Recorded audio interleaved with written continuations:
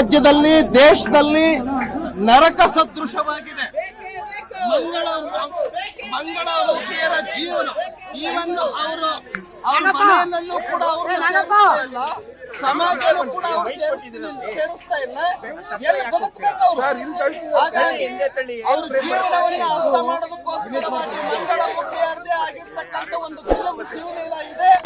ಅದನ್ನ ನೋಡೋದಕ್ಕೆ ಥಿಯೇಟರ್ಗಳು ಕೊಡ್ತಾ ಇಲ್ಲ ರಾಜ್ಯದಲ್ಲಿ ಎಲ್ಲೂ. ಹಾಗಾಗಿ ಥಿಯೇಟರ್ಗಳ ಅವಕಾಶವನ್ನ ಸರ್ಕಾರ ಮಾಡಿಕೊಡ್ಬೇಕು.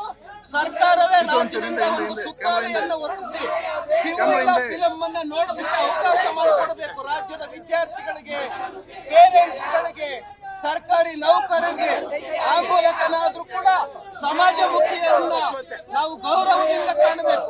ಅಸ್ಪೃಶ್ಯರಂತೆ ಕಾಣಿಸ್ತಾ ಇದ್ದಾರೆ ಇವತ್ತು ಮಂಗಳಮುಖಿಯರು.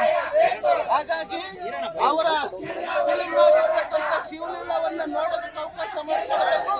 ಸರ್ಕಾರದ ಎಲ್ಲ ಸೌಲಭ್ಯಗಳನ್ನು ಕೂಡ ಅವರಿಗೆ ಕೊಡಬೇಕು. ಮನೆ ಇರ್ಬೋದು, ರೇಷನ್ ಕಾರ್ಡ್ ಇರ್ಬೋದು, ಆಧಾರ್ ಕಾರ್ಡ್ ಇರ್ಬೋದು, ಎಲ್ಲವನ್ನು ಕೂಡ ಮಂಗಳಮುಖಿಯರಿಗೆ ಕೊಡಬೇಕು ಅಂತೇಳಿ ಇವತ್ತಿನ ಹೋರಾಟ.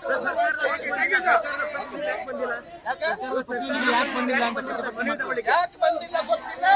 ಹಾಗಾಗಿ ಅಕಸ್ಮಾತ್ ಇವತ್ತಿನ ಬೇಡಿಕೆ ಈಡೇರದೆ ಹೋದ್ರೆ ಮುಂದೆನೂ ಕೂಡ ಹೋರಾಟ ಮಾಡ್ತೀವಿ ಅಂತೇಳಿ ಈ ಸಂದರ್ಭದಲ್ಲಿ ಹೇಳೋದಕ್ಕೆ ಬಯಸ್ತೇನೆ.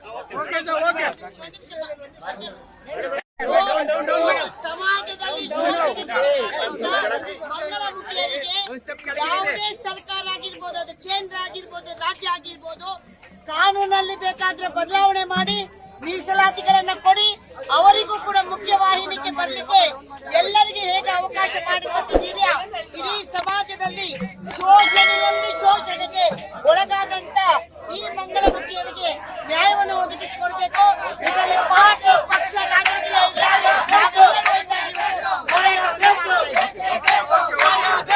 ಲೇಟೆಸ್ಟ್ ಹಾಗೂ ಇಂಟ್ರೆಸ್ಟಿಂಗ್ ಸುದ್ದಿಗಳಿಗಾಗಿ ಬಾಸ್ ಟಿವಿ ಕನ್ನಡ ಚಾನೆಲ್ನ ಸಬ್ಸ್ಕ್ರೈಬ್ ಮಾಡಿ.